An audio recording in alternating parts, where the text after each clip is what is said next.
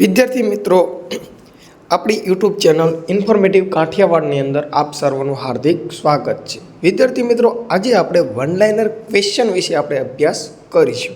તો શરૂઆત કરીએ.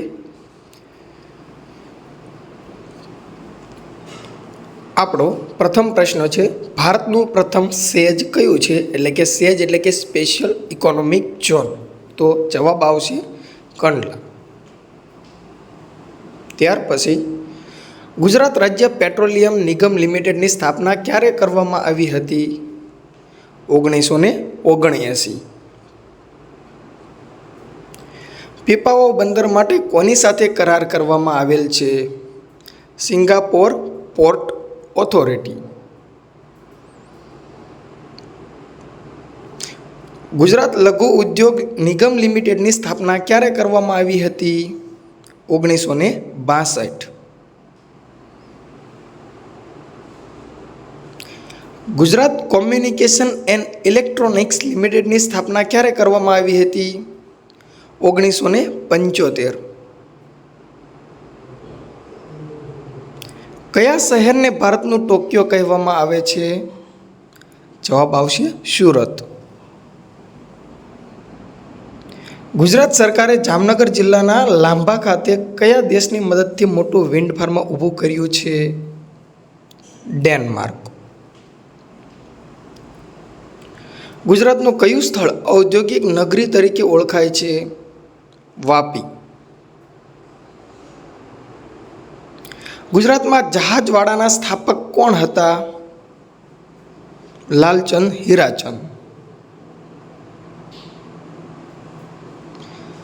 ગુજરાતમાં કાપડ મિલ છે એની સ્થાપના પ્રથમ કોણે શરૂ કરી હતી? રણછોડલાલ છોટાલાલ 1861. ગુજરાત રાજ્યના ઉદ્ઘાટક કોણ હતા? રવિશંકર મહારાજ. દેસાઈ નહીં, રવિશંકર મહારાજ. ગુજરાતી ગ્રંથાલય પ્રવૃત્તિના પ્રણેતા કોણ હતા? મોતીભાઈ અમીન. ગુજરાત રાજ્યમાં 23 ઓક્ટોબર 1997થી જે નવા જિલ્લાઓની રચના થઈ તેમાં નીચેના પૈકી એકનો સમાવેશ થતો નથી. અહીંયા જવાબ ખેડા આપેલો છે, પણ 23 ઓક્ટોબર 1997ના સમયે જે શંકરસિંહ વાઘેલા એના જ્યારે મુખ્યમંત્રી હતા ત્યારે જે નવા જિલ્લાઓની રચના થઈ તો કે એની અંદર કહેવાય છે, યાદ રાખવા માટે દાન ન આપો. આ શબ્દ આપણે યાદ રાખશું તો કે દા એટલે દાહોદ, ન એટલે નર્મદા, ન એટલે નવસારી, આ એટલે આણંદ અને પો એટલે પોરબંદર. તો કે આ 5 જિલ્લાઓ છે એની રચના 23 ઓક્ટોબર 1997ના સમયે થયેલી હતી. ગુજરાતના મુખ્યમંત્રી નરેન્દ્રભાઈ મોદી કયા વિષયના અનુસ્નાતક છે? રાજ્યશાસ્ત્ર. ગુજરાત માટે ગોજારો દિવસ કયો છે?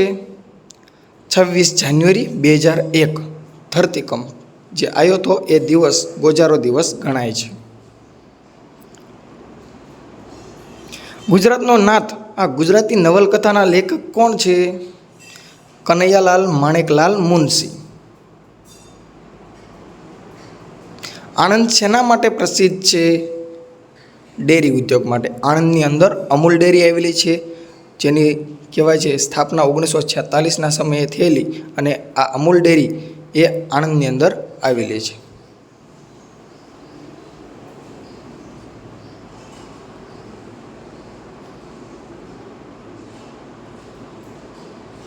ગુજરાતમાં ન્યુક્લિયર પાવર સ્ટેશન ક્યાં આવેલું છે? કાકરાપાર.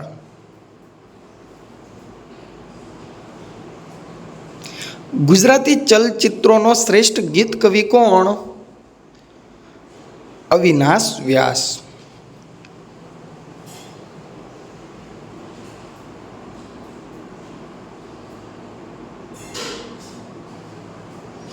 ગુજરાતના કયા રાજાએ મફત ફરજિયાત કેળવણી દાખલ કરી હતી? અહીંયા ટાઈપિંગ મિસ્ટેક છે, ફરિયાદ નહીં, પણ ગુજરાતના કયા એવા રાજા હતા જેને મફત અને ફરજિયાત કેળવણી દાખલ કરી હતી? સયાજીરાવ ગાયકવાડ. અમદાવાદ શહેરનું પ્રાચીન નામ શું છે? કર્ણાવતી.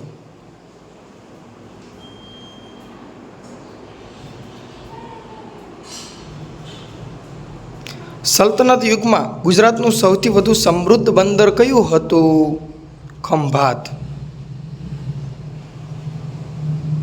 ગુજરાતમાં પ્રાચીન સંસ્કૃતિના અવશેષો ક્યાંથી મળ્યા? મોહેજો દડો.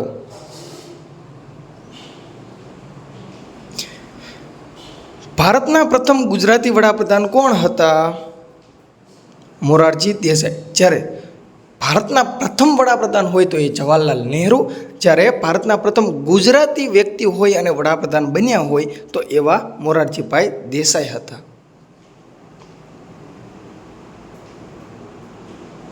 સમગ્ર ભારતમાં ગુજરાત નીચેનામાંથી કયા પાકના ઉત્પાદનમાં મોખરે છે? તો કે મગફળી અને કપાસમાં. ગુજરાતમાં આરસ પહાણ કયા સ્થળેથી પ્રાપ્ત થાય છે? તો કે અંબાજી. અને આ અંબાજી બનાસકાંઠાની અંદર આવેલું છે. જો ત્યાં બનાસકાંઠામાંથી આપણને આરસ પહાણ પ્રાપ્ત થાય છે. ગુજરાતનું કયું નગર સાક્ષર નગર તરીકે ઓળખાય છે? એટલે કે ગુજરાતનું કયું એવું નગર છે, કયું શહેર છે જે સાક્ષર નગરી તરીકે ઓળખાય છે? તો કે સાક્ષર નગરી તરીકે નડિયાદને ઓળખવામાં આવે છે.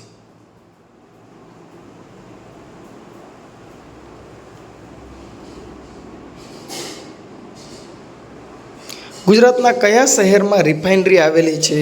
કોયલી.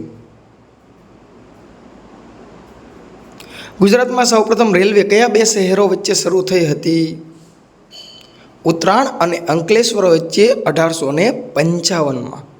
જ્યારે ભારતની અંદર સૌપ્રથમ રેલવે કહેવાય તો કે 1853ની અંદર મુંબઈ અને થાણા વચ્ચે શરૂ થઈ હતી. ગુજરાતની અંદર 2 વર્ષ બાદ એટલે કે 1855ની અંદર ઉત્તરાયણ અને અંકલેશ્વર વચ્ચે રેલવેની શરૂઆત થયેલી.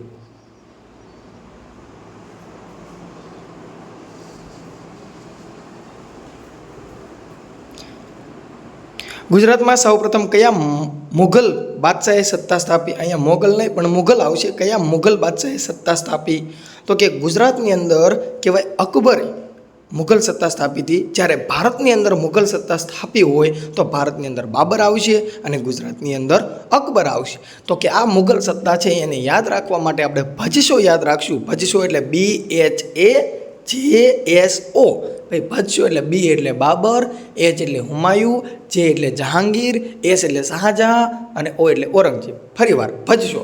B એટલે બાબર, H એટલે હુમાયુ, O એટલે અકબર, J એટલે જહાંગીર, S એટલે શાહજહાં અને O એટલે કે ઔરંગઝેબ. ભજશો.